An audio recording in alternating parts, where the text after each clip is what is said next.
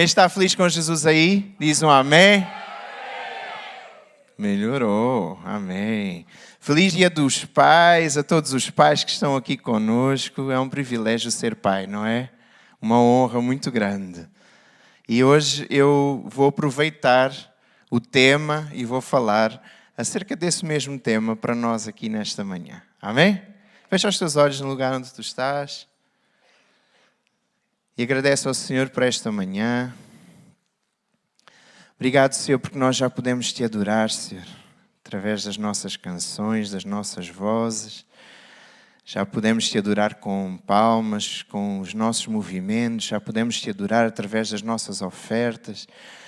E agora nós queremos que Tu fales ao nosso coração, Deus.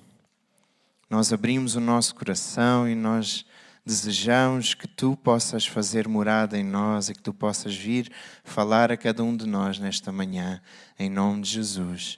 Amém. Amém? Para quem não me conhece, o meu nome é João Pedro, eu sou pastor da MCI de Lisboa, da nossa casa em Lisboa. Já estive aqui durante muito tempo, muitos anos, já são 20 anos de caminhada na MCI e é um privilégio estar a servir nesta casa. Então, quando vocês quiserem dar uma voltinha por Lisboa, as portas estão abertas, nós estamos mesmo ao lado do estádio glorioso do Benfica, então... Qual o melhor lugar para abrir uma igreja, senão na Luz, não é? Bênção, bênção. Olha, muitas pessoas se consideram bons pais, certo? Eu considero-me um bom pai. Eu sou pai há 2 anos, meu filho fez 2 anos, agora no mês de fevereiro. E tem sido uma caminhada muito boa, muito positiva como pai. Muitas coisas a aprender, muitos desafios, muitas histórias para contar. Mas eu acho que eu estou a conseguir desempenhar bem a minha função, estou a dar bem conta do recado. Pelo menos o meu filho não reclama até hoje, né? Embora ele ainda não saiba falar muito bem. Mas eu acho que ele vai continuar a crescer sem reclamar, porque tem procurado ser um pai presente, estar perto dele, ajudar em todas as coisas e tudo. Mas também há alguns que sabem que não são tão bons pais, não é? Mas normalmente esses nunca falam sobre o assunto.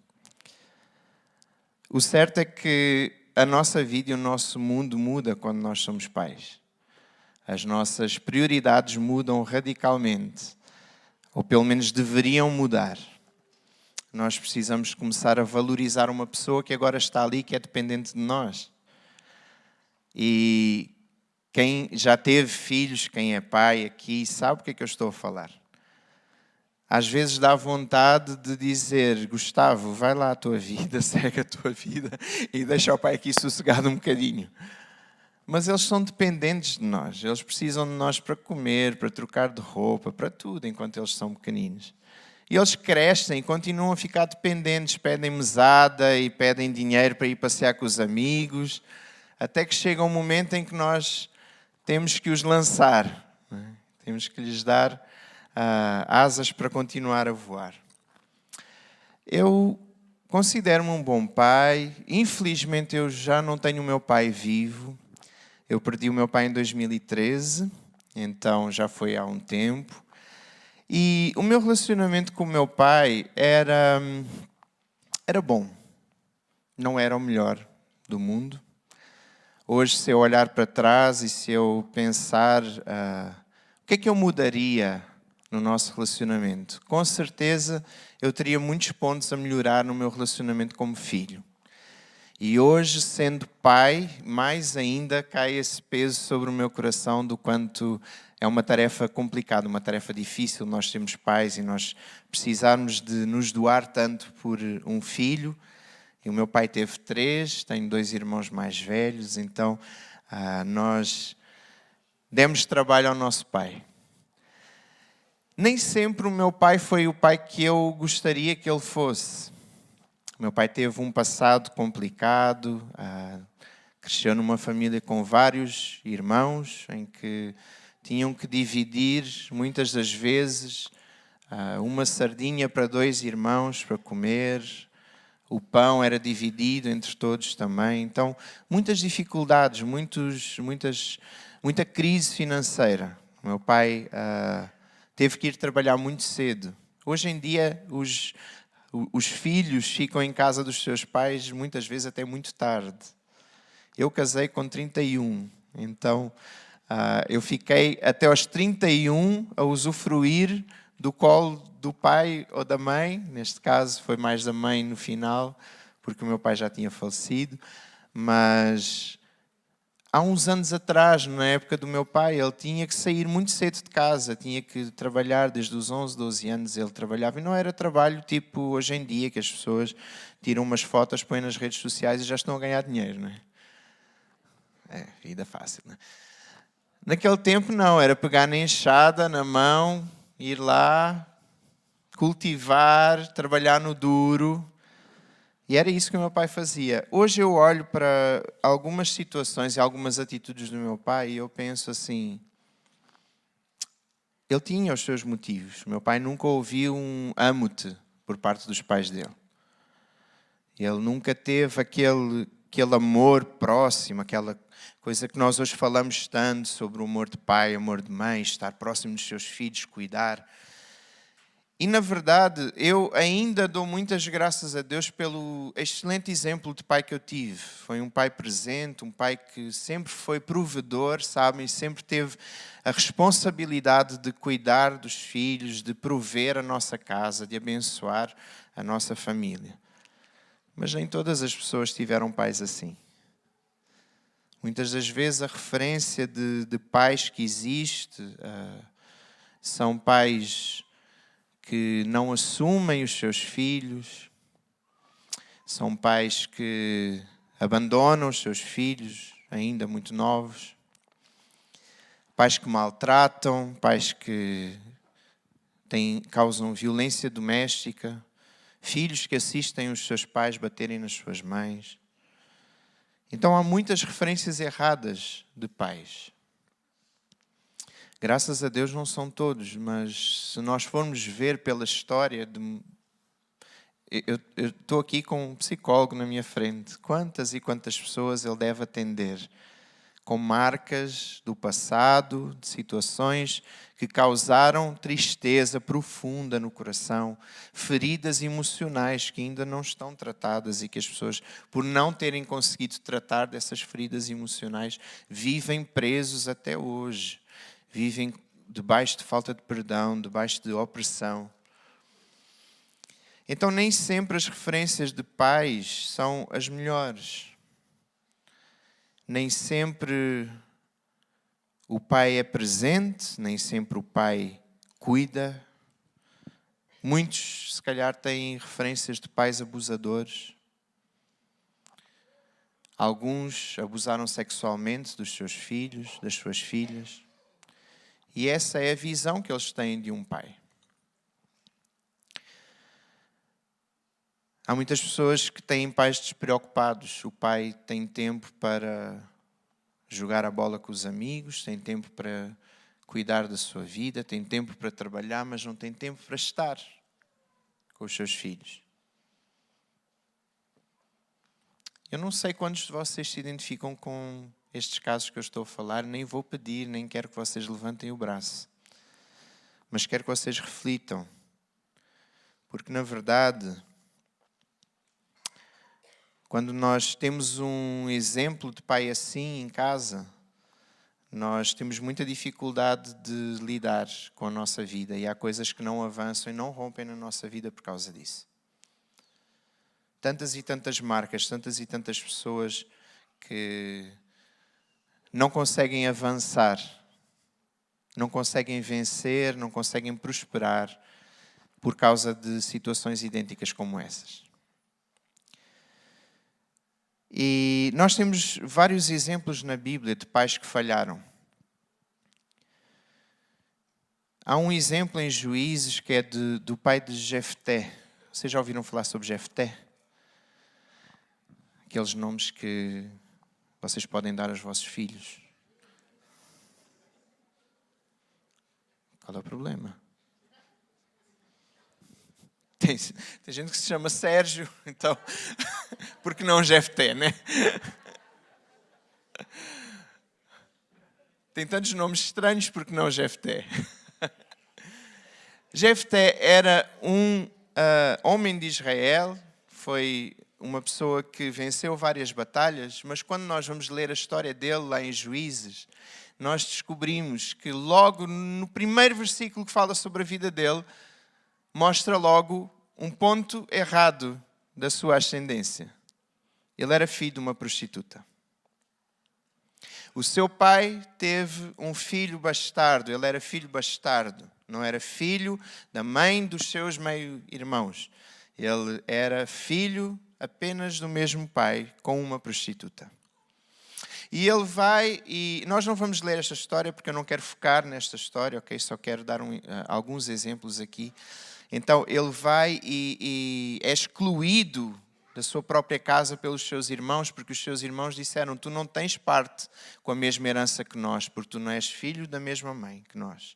Tu não és filho de uma esposa, tu és filho de uma infidelidade, de uma prostituta. Então ele passa por essa exclusão por parte dos seus irmãos e pior ainda a situação porque o seu pai não faz nada. Então é um pai completamente omisso, não toma a sua postura. Já que ele cometeu o erro, ele assume o erro e ele tem postura de pai e faz aquilo que deve ser, de acolher o seu filho, de cuidar do seu filho, tratar do seu filho. Mas ele não teve essa postura. Então o pai de Jefté era aquilo que nós em bom português chamamos de um banana.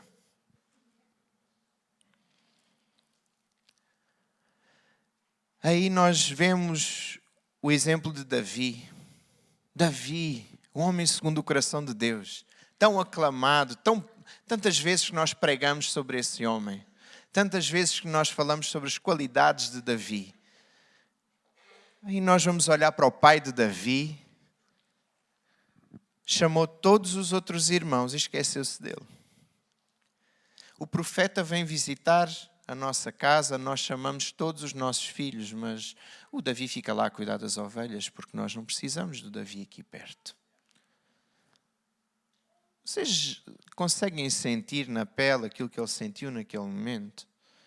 Estão os meus irmãos, os fortes, valentões, os bonitões lá, sentados à mesa, a banquetear-se com o meu pai e com o profeta, e eu estou aqui a cuidar das ovelhas.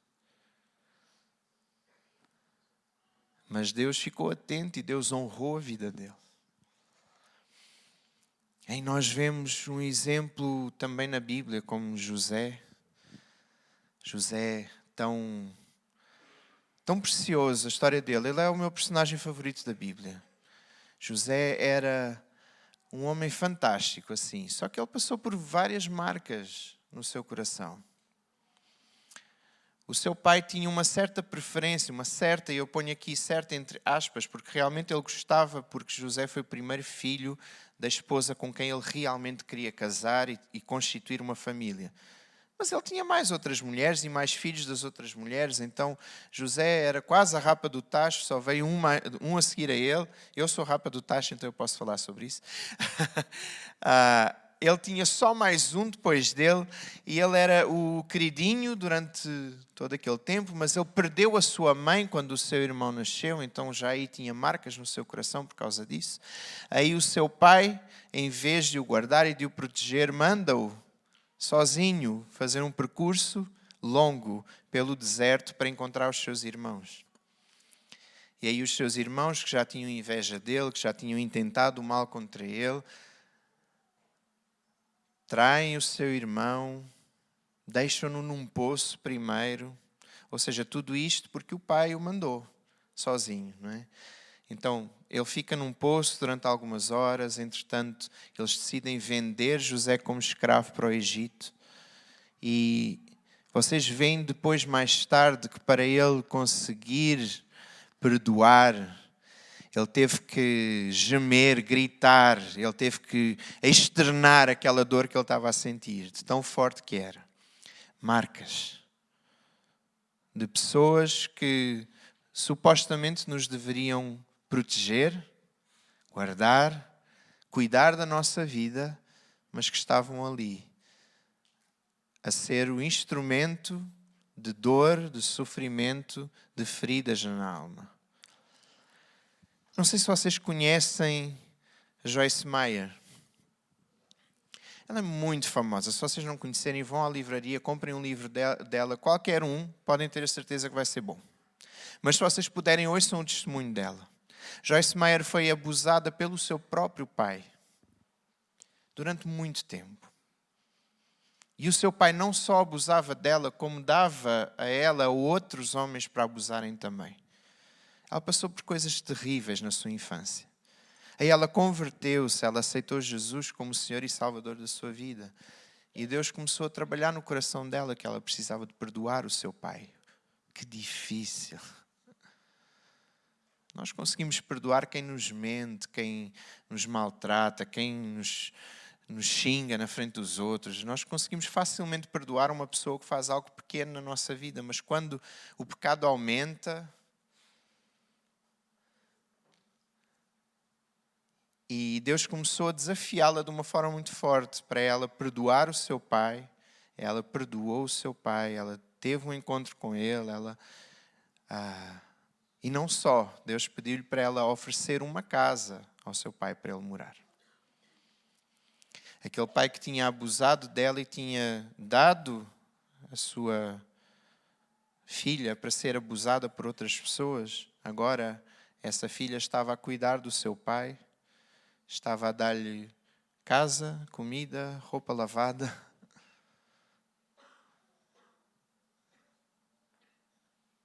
Quem gosta de ouvir Tânia Teresa aí, pastora Tânia Teresa, eu gosto muito de ouvi-la, ouço muitas palavras dela. Inclusive, estudei uma das palavras dela sobre paternidade para conversar convosco aqui hoje, nesta manhã. E ela foi muito maltratada pelos seus pais, ela foi desprezada pelos seus pais, viveu experiências terríveis na sua infância. E hoje ela é usada por Deus para poder trazer cura ao coração de pessoas feridas, restauração ao coração daqueles que têm amargura no seu coração. Então nós temos muitas pessoas à nossa volta que são exemplo de perdão, de restituição, de restauração. E com certeza, se eu fosse perguntar aqui na sala, teria muitas histórias para ouvir. De pessoas que foram marcadas por passados trágicos, por situações lamentáveis, que não era suposto terem vivido na sua infância, nem na sua juventude, mas infelizmente viveram. Só que essas marcas restringem o nosso olhar quando nós pensamos em Deus como um pai. Cada vez que a pessoa cada pessoa que passa por um passado tão marcante assim de destruição, de emoções fortes, de maus tratos, de agressões, de tantas coisas ruins, quando alguém apresenta Deus como pai para essa pessoa, automaticamente a imagem que vem à mente dela é pai igual àquela pessoa. Aquele meu pai.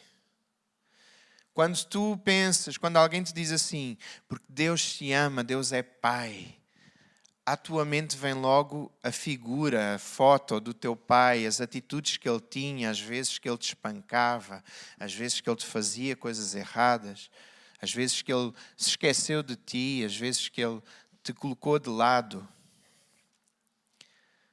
E às vezes o teu pai nem era assim, não era tão mau assim. O meu pai não era assim. O meu pai nunca me tratou mal, nunca precisou de ter uma grande briga comigo, porque eu era muito calmo, era muito tranquilo quando eu era pequeno, então não dava assim muito trabalho nesses aspectos. Mas quando eu lembro do meu pai, quando me dizem que Deus é pai, eu não conseguia imaginar eu sentado no colo de Deus a conversar com ele. Porque nem sempre era essa a figura que eu via no meu pai.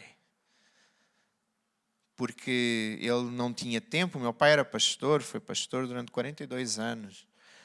E às vezes nós lá em casa pensávamos assim, o meu pai tem tempo para todas as ovelhas da igreja, menos para mim. Tem tempo de cuidar da vida de toda a gente, mas cuidar de nós aqui em casa. Hoje há muitas coisas, como eu vos digo, que eu consigo entender. Mas algumas dessas coisas deixaram algumas marcas. Graças a Deus eu sinto-me muito bem resolvido, muito curado em relação a isso. Sei que o meu pai está lá à minha espera e que um dia nos vamos encontrar novamente e desfrutar da eternidade juntos. Amém? E fico muito feliz e posso-vos dizer que eu hoje sigo o legado do meu pai, aquilo que o meu pai deixou de legado. Eu sempre disse, jamais vou ser pastor. Eu jamais vou querer essa vida que o meu pai tem. E hoje olha onde é que eu estou, né? Sabe de nada, inocente. Fugiu, mas olha, foi lá parar. Mas sabem, há muita orfandade dentro das nossas igrejas hoje, porque há muitas pessoas que não conseguem olhar para Deus como Pai. E sabem que provavelmente essa é uma das principais características de Deus.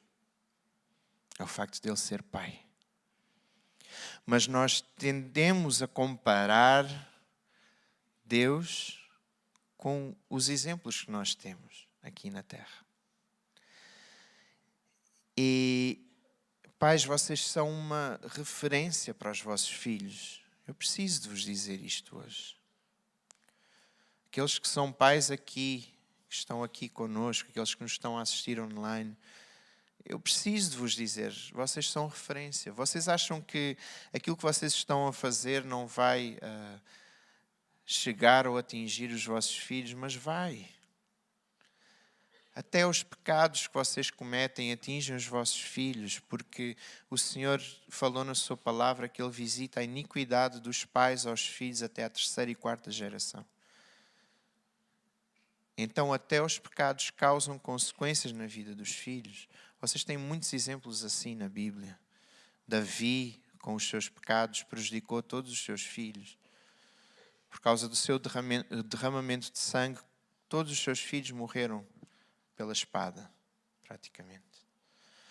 E tantas outras coisas que vocês veem que foram plantadas por pais e que são vividas hoje, ou que foram vividas pelos seus filhos.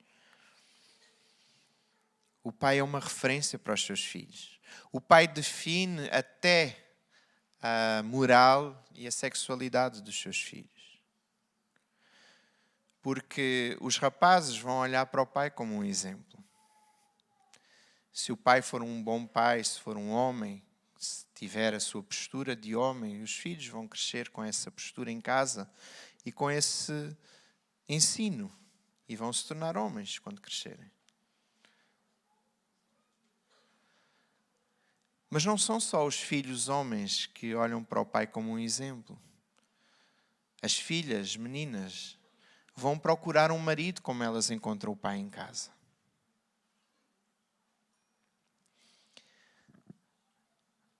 As meninas, cuidado com vocês que são pais de meninas, porque aquilo que vocês aprontaram na vossa juventude, ai, ai, ai.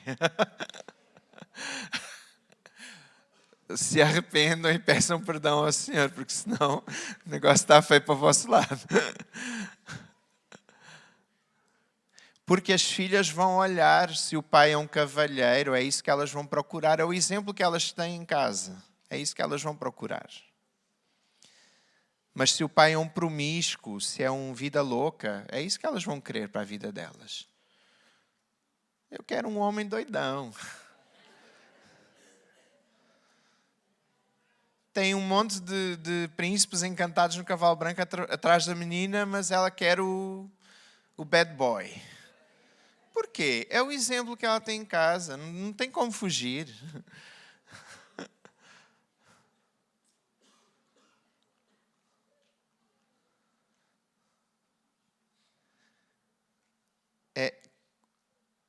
Há coisas que são plantadas e não tem como nós fugirmos delas, sabem?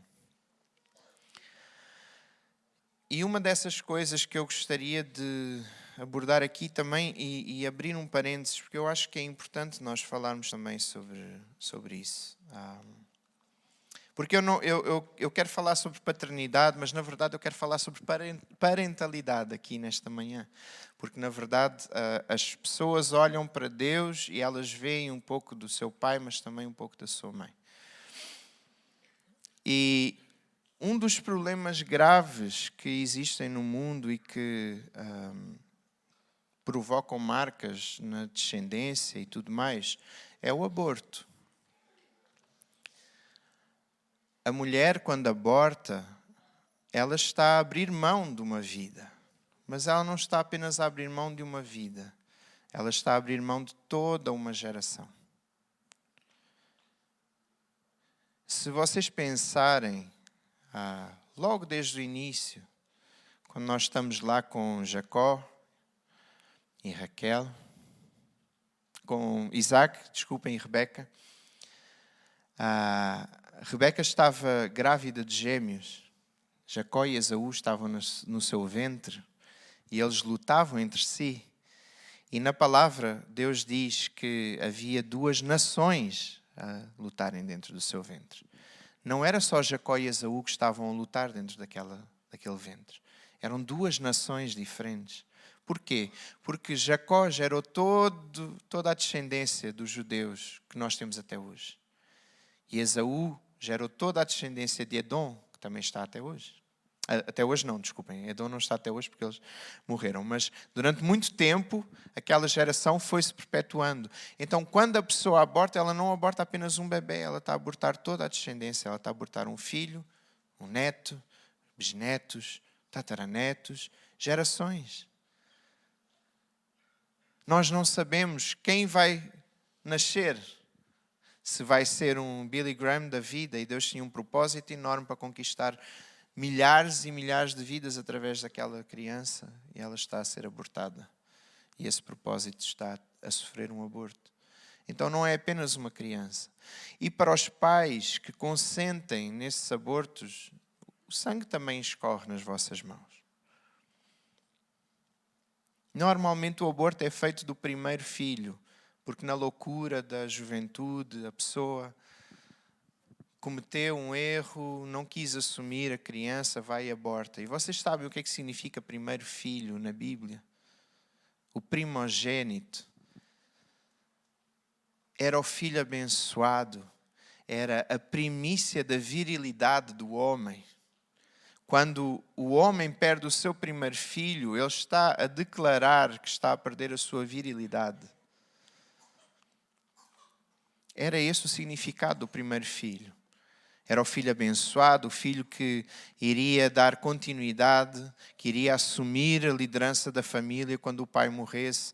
Então, é esse o filho que está a ser abortado. Muitas das vezes. 90% dos abortos são feitos dos primeiros filhos. Isso trazem consequências terríveis para a família. Mais tarde a mulher quer engravidar e quer ter um filho normal e o filho vai nascer no túmulo de outro filho porque morreu ali. Uma herança de sangue que está ali naquele ventre, que se não houver uma confissão, um pedido de perdão, vai ser muito difícil tudo o que vai ser feito dali para a frente. Muitas mulheres perdem filhos depois quando os querem ter porque não conseguem. Porque já geraram morte. Eu tive que quebrar isso na minha vida, sabem? Na minha descendência, porque a minha avó fez muitos abortos. Todas as vezes que descobriam que era uma menina, ela abortava, porque o meu avô queria um menino. Na única vez que o meu avô engravidou de um menino, houve um aborto espontâneo e ele perdeu. São situações graves. São situações que causam marcas.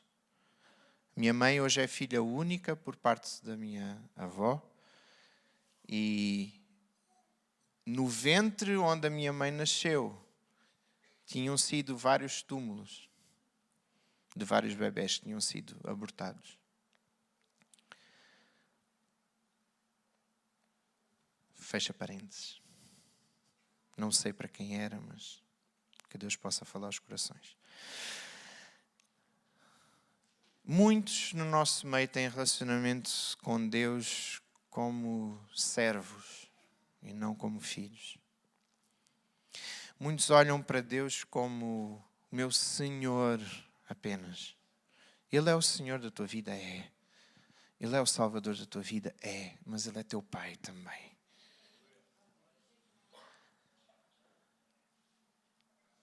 E eu gostava realmente que tu conseguisses sair daqui hoje tendo essa consciência de que Deus é Pai. Que Deus é teu Pai. Que Ele te ama como um Pai perfeito. Como o pastor Sérgio estava a falar aqui. Ele não te ama como um pai qualquer. Ele te ama como um pai perfeito.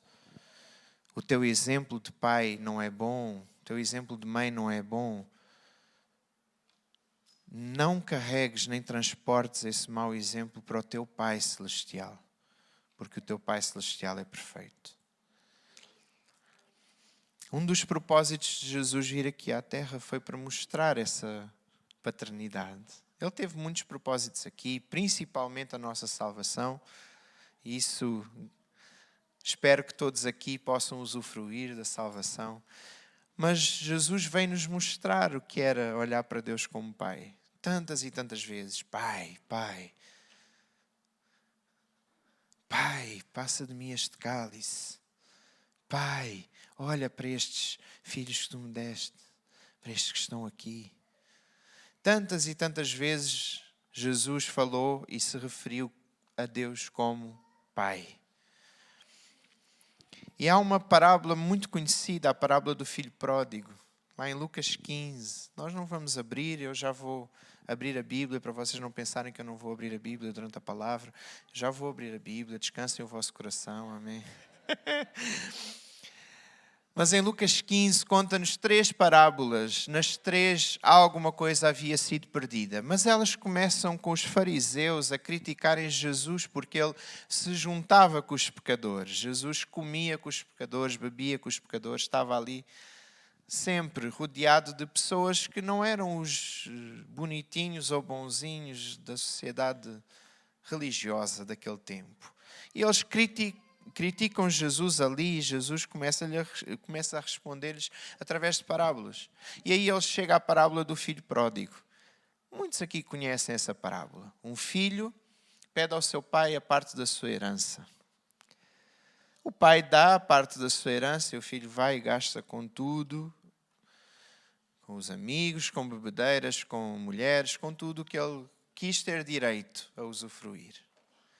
Aí ele perde tudo o que ele tinha conseguido e ele vê-se numa situação de crise total. Não tinha nada para comer, não tinha dinheiro, não tinha absolutamente nada. E aí ele pensa assim, o que é que eu vou fazer agora? Mas ele lembra-se que ele tem um pai. Ele lembra-se do pai que ele voltou as costas lá atrás. Que ele desejou a morte ao pedir a herança mais cedo, a herança antecipada.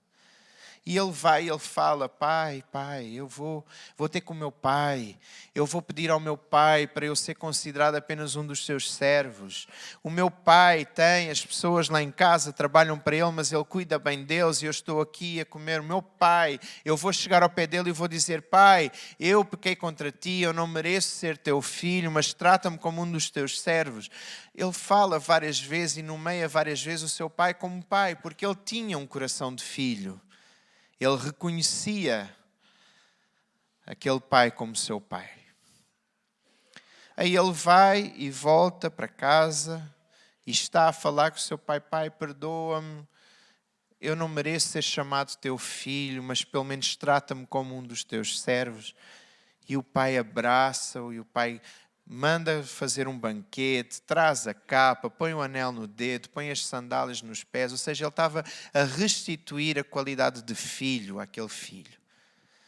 Mas ele tinha um irmão mais velho. E eu acho que o verdadeiro filho pródigo nesta história não é o irmão mais novo, é o irmão mais velho. Porque o irmão mais velho trabalhava na casa do seu pai, servia ao seu pai, estava lá em casa dele, mas nunca o reconheceu como seu pai. Ele chega à casa, ele ouve barulho de festa, ele pensa, o que é que se passa? Mas ele não vai ter com o seu pai para perguntar o que é que se estava a passar. Ele vai ter com um dos servos, empregados lá de casa e perguntam: o que é que se passa? E ele diz: o teu irmão voltou e o teu pai está a fazer uma festa para ele. E ele vai ter com o seu pai.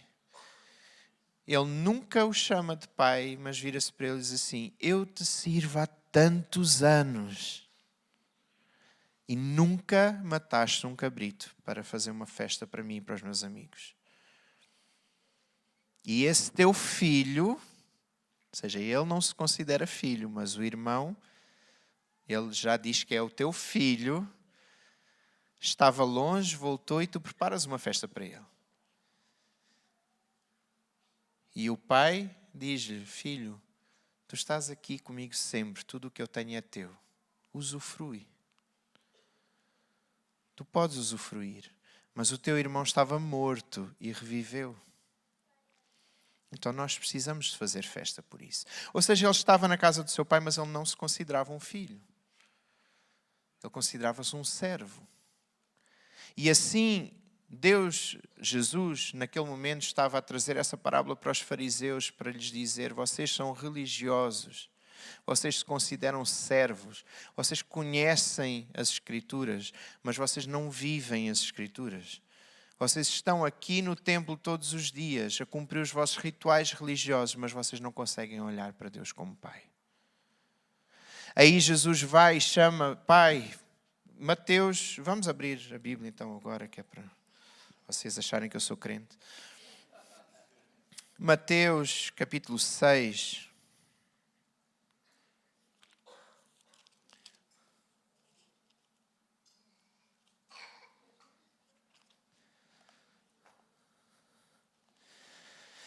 Nós lemos vários momentos em que Jesus fala sobre o Pai.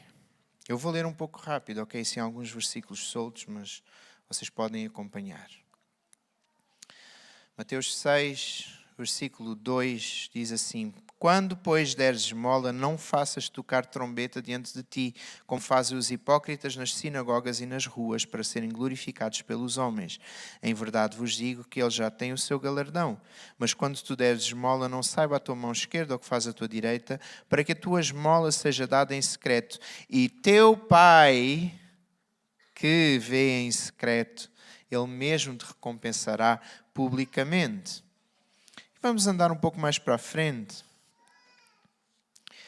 Aí, no versículo 16: e quando jejuardes, não vos mostreis contristados com os hipócritas, porque desfiguram os seus rostos, para que aos homens pareça que jejuam. Em verdade vos digo que já receberam o seu galardão. Tu, porém, quando jejuardes, unge a tua cabeça, lava o rosto, levanta a cabeça, né? Para não pareceres aos homens que jejuas, mas a teu Pai que está em secreto, e o teu Pai que vem em secreto te recompensará publicamente. Aí avança mais um pouco para o versículo 25 e diz assim: por isso vos digo, não andeis ansiosos quanto à vossa vida, o que haveis de comer, beber, nem ao vosso corpo, o que haveis de vestir. Não é a vida mais do que o mantimento e o corpo mais do que o vestuário? Olhai para as aves do céu, que nem semeiam, nem cegam, nem ajuntam em celeiros, e o vosso Pai Celestial as alimenta. O vosso Pai as alimenta. Não tendes vós muito mais valor do que elas? E qual de vós poderá, com todos os seus cuidados, acrescentar um côvado à sua estatura? E quanto ao vestuário, porque andais ansiosos, olhai para os lírios do campo, como eles crescem, não trabalham nem fiam, e eu vos digo que nem mesmo Salomão, em toda a sua glória, se vestiu como qualquer deles. Pois se Deus assim veste a erva do campo, que hoje existe e amanhã é lançada no forno, não vos vestirá muito mais a vós, homens de pequena fé. Não andais ansiosos, inquietos, porque o vosso Pai Celestial cuidará de vocês. Aí nós vemos assim aqueles eruditos que faziam aquelas orações todas trabalhadas, todas pomposas, né? Bater no peito. E aí Jesus, quando lhes vai ensinar como é que eles devem orar, está lá, em Mateus 6 também, no mesmo capítulo, a oração do Pai Nosso, como é que ela começa? Pai. Jesus ensina as pessoas a chamarem de Pai a Deus. Pai Nosso que estás no céu. Então ele vem com essa conversa de Pai, Pai.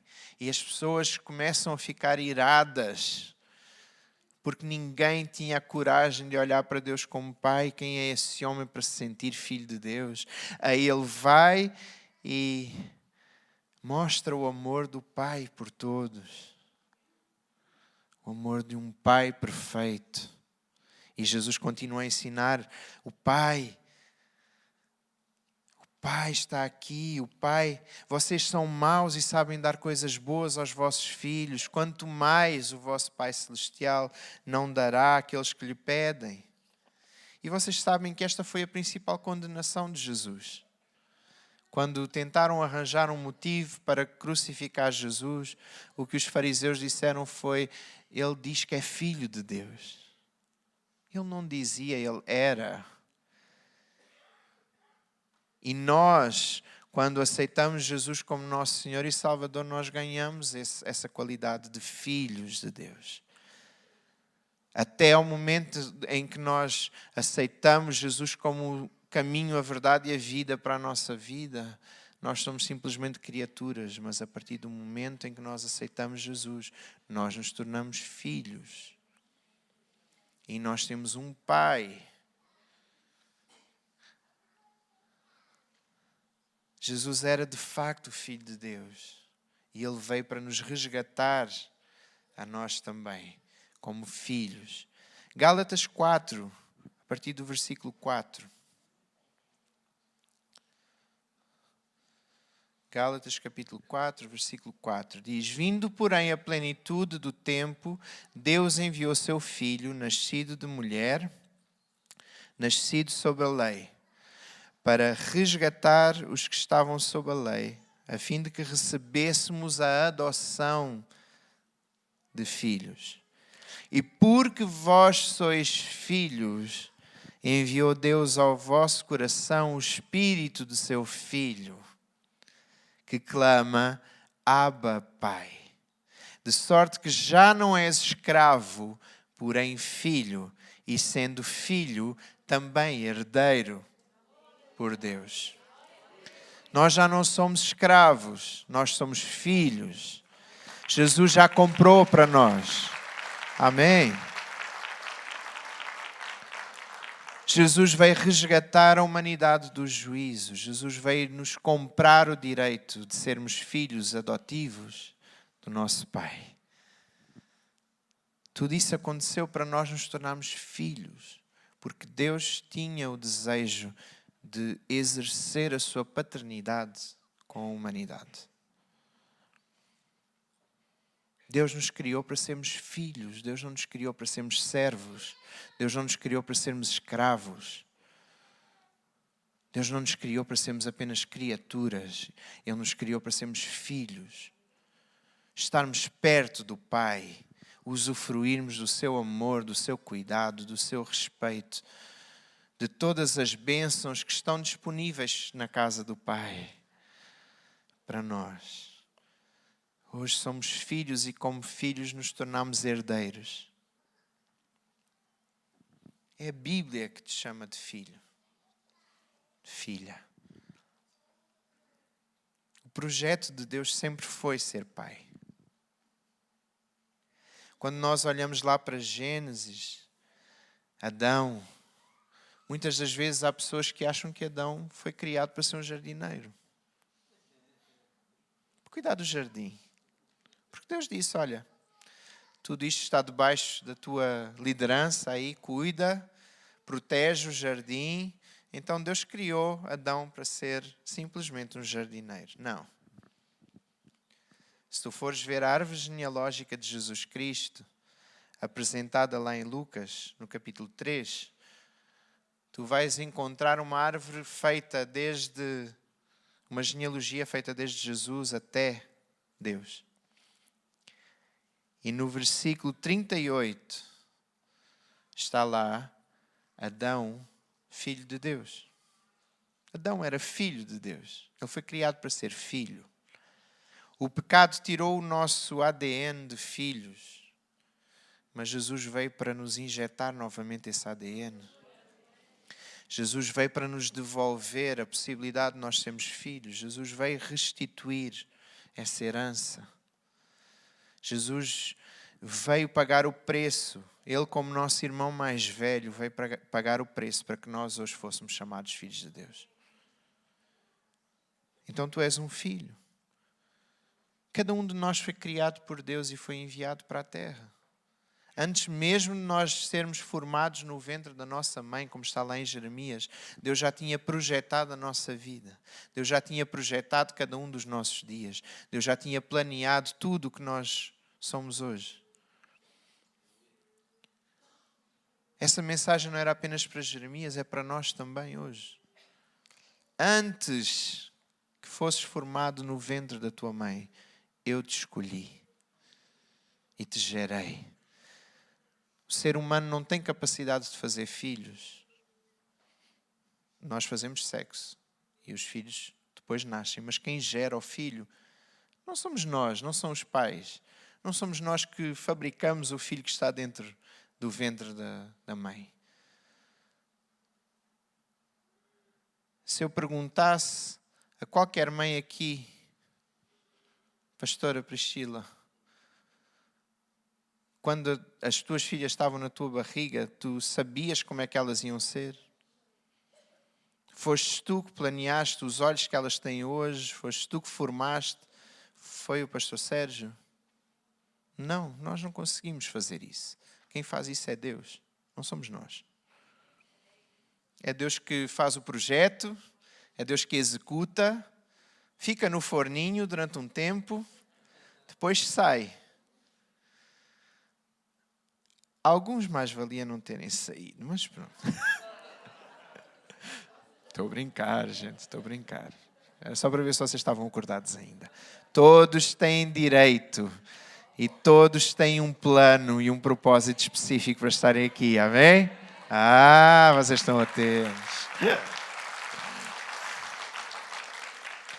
Até a encrenca do teu patrão.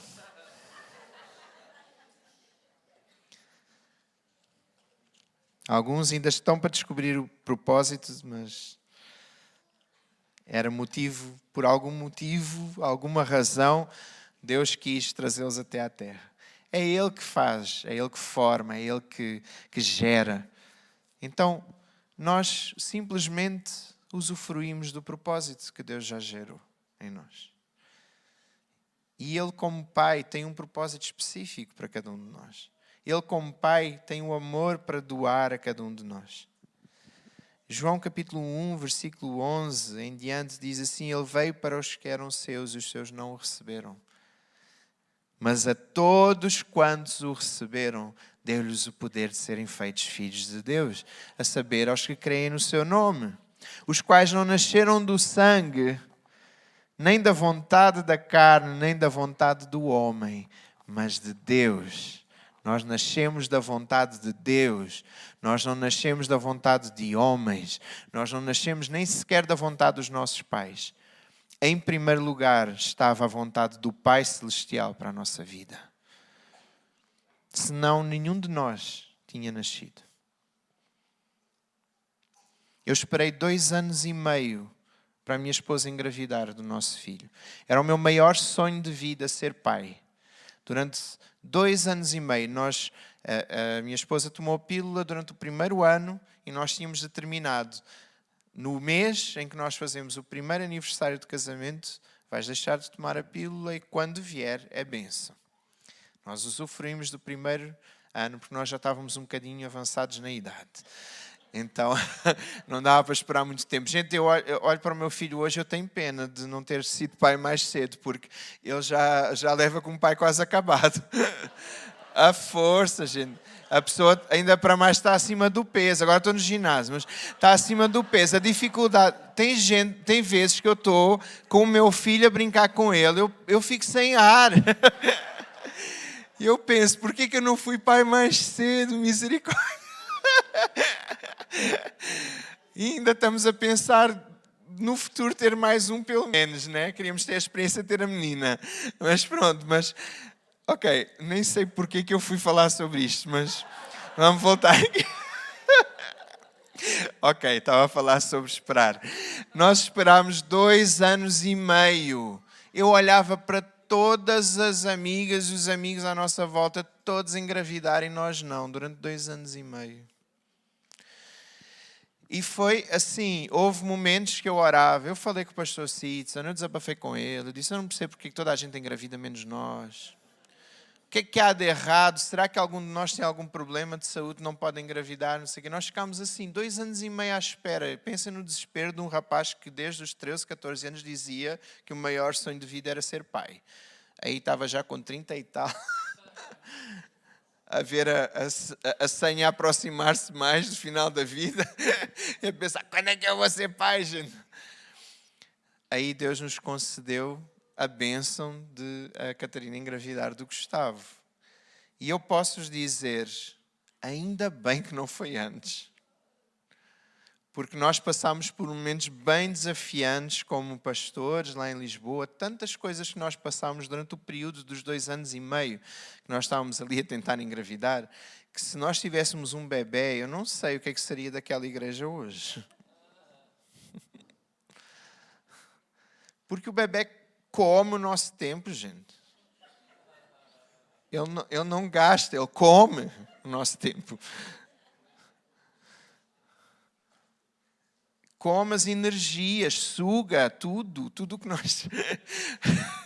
Vocês sabem o que é que eu estou a falar, né? Das noites não dormidas, do momento que vocês têm que esperar. Está no restaurante, cheios de fome, tem que alimentar a criança primeiro. Isso é tudo, né? Vocês sabem, né? Mas graças a Deus pelo nosso filho, que é uma benção. Apocalipse 21, versículo 7.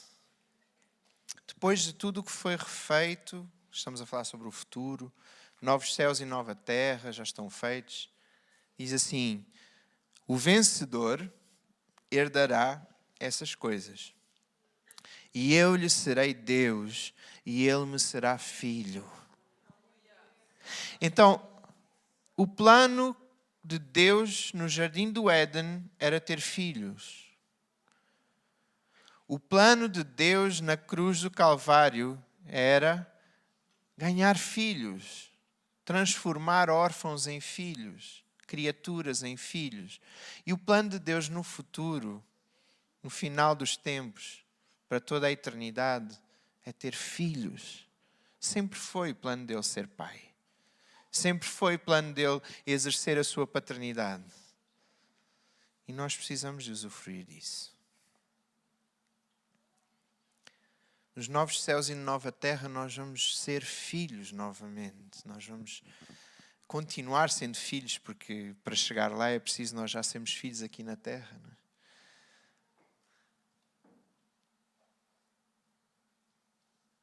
É o nosso Pai Celestial que nos dá a nossa identidade. E é Ele que nos chama e nos escolhe para nós sermos seus filhos.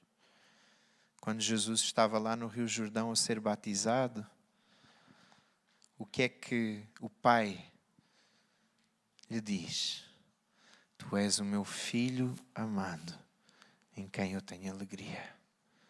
Foi o próprio Deus Pai, que confirmou a identidade de filho de Deus a Jesus. E é o próprio Deus Pai que confirma a tua identidade como filho, como herdeiro, como abençoado do Pai, filhinho do Pai, que podes clamar Abba Pai. Sabes o que é que significa Abba Pai? Significa paizinho, papá. Para os Zucas, papai. Vocês sabem quando a criança está a balbuciar e começa a aprender a falar, que ela começa a dizer papá, papá. O meu filho, eu tinha dúvidas se ele dizia papá ou papa. Porque acho que ele gostava mais da papa do que de mim naquela altura. E não sabia se era mamã ou mamã, porque... Mas ele aprendeu a dizer, né? E Abba é a palavra do balbuciar das crianças no hebraico para chamar pai. Então, as crianças hebraicas, né? Os hebreus, quando são bebés, eles quando vão aprender a falar a palavra certa para pai, eles dizem Abba, Abba. Abba. Então esse nome, assim como nós dizemos papá, e toda a gente sabe o que é que nós estamos a falar, lá para os judeus, Abba tem esse significado de paizinho, papá. E um bebê a virar-se para o seu pai e a chamá-lo papá. E é isso que nós podemos clamar, é isso que o Espírito do Filho, quando entrou em nós, nos deu a possibilidade de olhar para o Pai e dizer, paizinho, papá, eu estou aqui. Obrigado pelo teu amor, pelo teu cuidado, que eu não encontro em mais ninguém aqui na terra. Eu não encontrei no meu Pai terreno, mas eu posso encontrar no meu Pai espiritual, no meu Pai celestial. Tu és o meu Pai.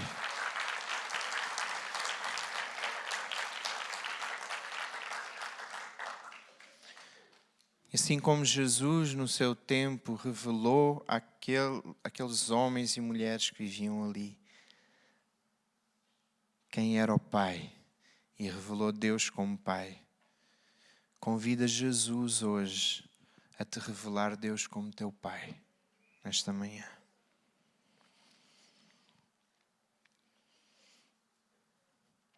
Eu gostava que tu fechasses os teus olhos. Eu queria pedir à equipa de louvor que pudesse subir.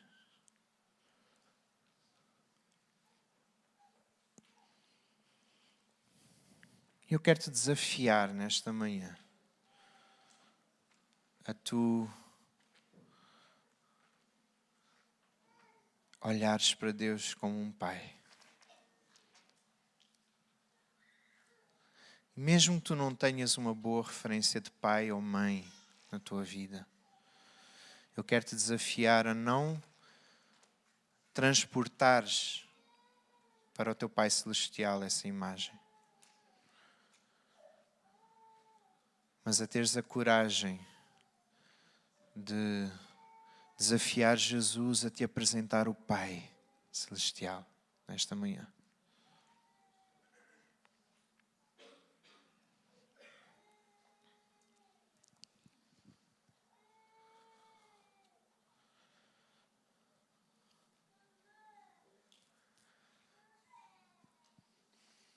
E esse é o primeiro desafio que eu quero lançar aqui nesta manhã. E eu acho que é o mais importante, porque sem Ele, nós não usufruímos da paternidade de Deus e logo nós não usufruímos de tudo aquilo que Deus tem para nos trazer como nosso Pai.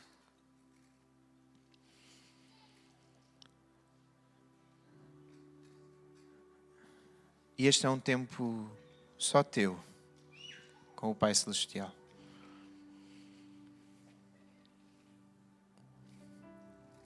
Eu não vou chamar ninguém aqui à frente para orar por vocês, mas tu és livre. Se tu quiseres vir aqui à frente e te ajoelhar no colo do Pai, te entregares no colo do Pai, tu podes fazê-lo.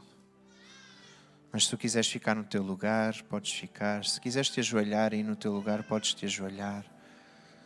Se quiseres te colocar de pé, podes colocar de pé, como tu quiseres. Mas o que importa é tu subires ao colo do Pai nesta manhã. E tu deixares que o Senhor se revele e se apresente a ti como um verdadeiro Pai.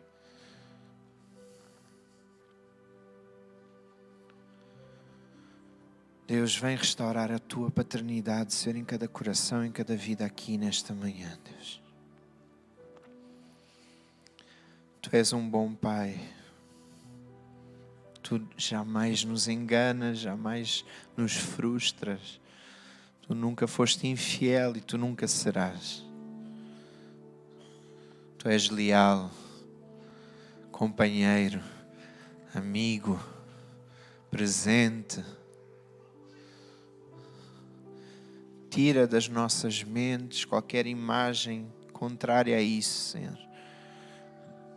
Tira das nossas mentes as más imagens que foram formadas pelas pessoas mais próximas de nós, que deveriam nos ter transmitido a sua paternidade, maternidade, parentalidade de uma forma correta e não o fizeram.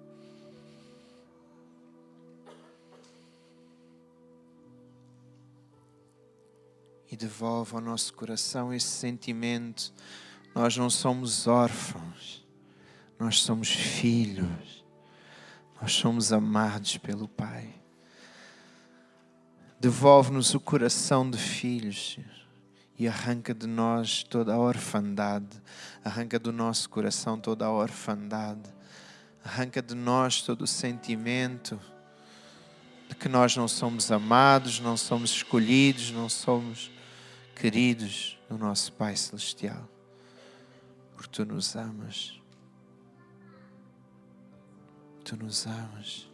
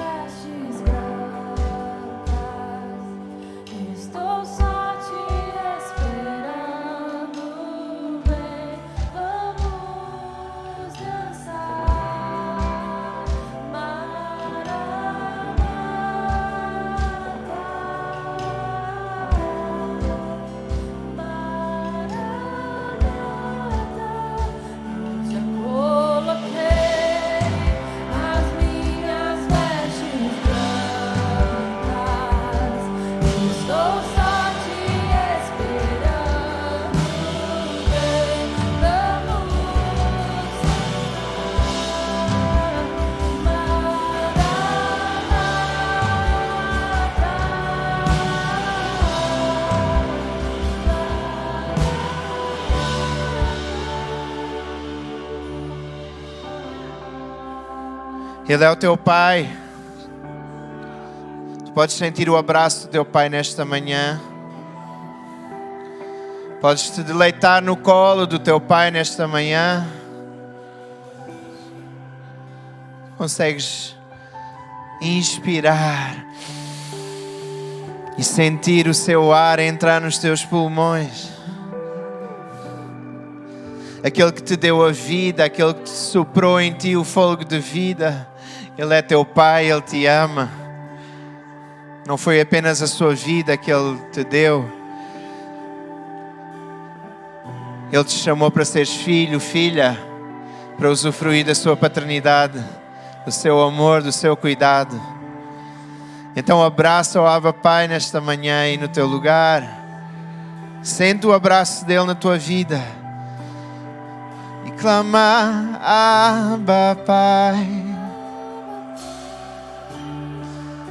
Oh, Abba Pai, Paizinho, eu te amo. Obrigado pelo teu amor. Abba Pai. Abba Pai, Abba Pai. Será que tu podes cantar isso nesta manhã? Abba Pai, Paizinho, nós te amamos. Abba, obrigado pelo teu amor.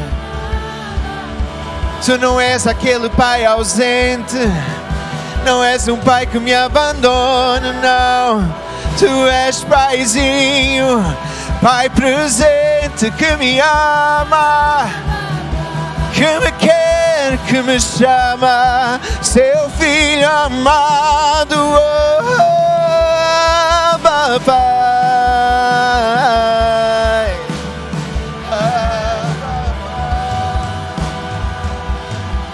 Oh, sente o abraço do teu pai nesta manhã. Ele está aqui neste lugar. Oh, papai.